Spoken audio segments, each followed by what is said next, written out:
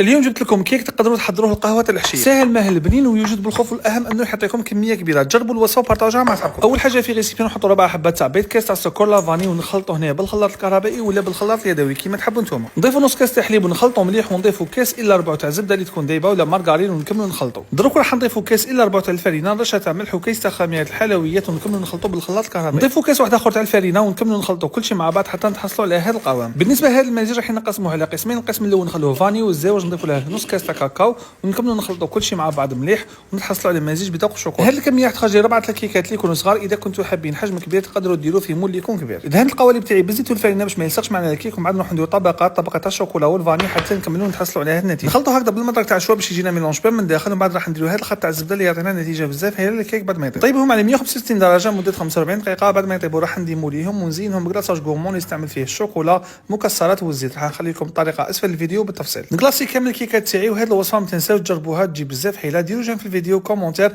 ما تنساوش بارطاجوها.